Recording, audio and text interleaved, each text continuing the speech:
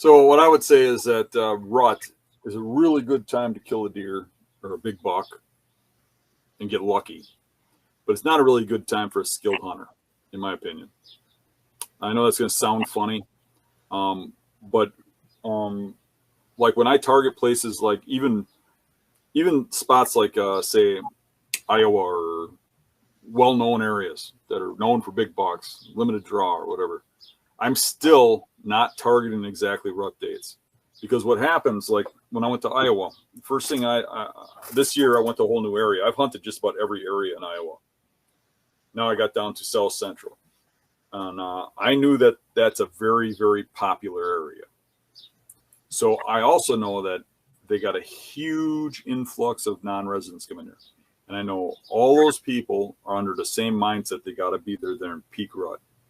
So they check with the biologists. They talk to the locals. They know from experience what dates the rut is.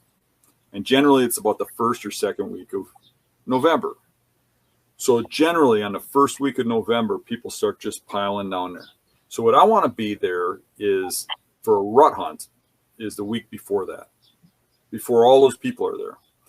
And what I find is during the rut, those big bucks kind of scatter. They do crazy stuff. They're hard to pattern.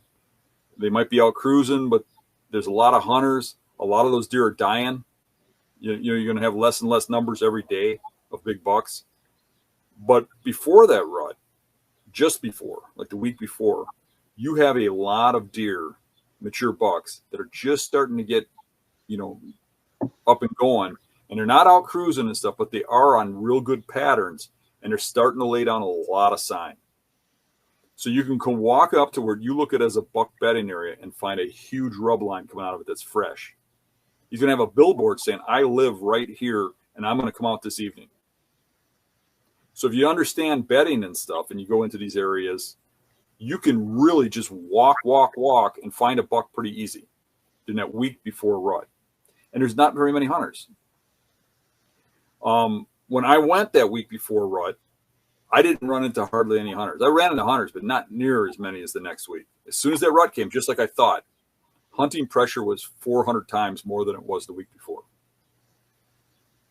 And then it got tougher. Then I'd get into areas and I'd be on bucks, but people would show up.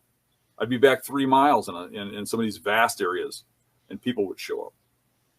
People would walk through. People would stalk hunting. It'd be crazy stuff. You hear people rattling all over the place. I mean, that peak rut time period on public land is hard. Now, if you're on private land, that's a different story. But another thing is, if you're after the biggest buck you can kill, rut's about luck. If you have skill, hunting that, in September is a pretty damn good time to shoot giant bucks. And I'm not talking good bucks, I'm talking giants. Good bucks, you're more likely to shoot them during rut. But you look at my resume. I hunt all season, all year, every year. And I kill and see the most bucks during rut.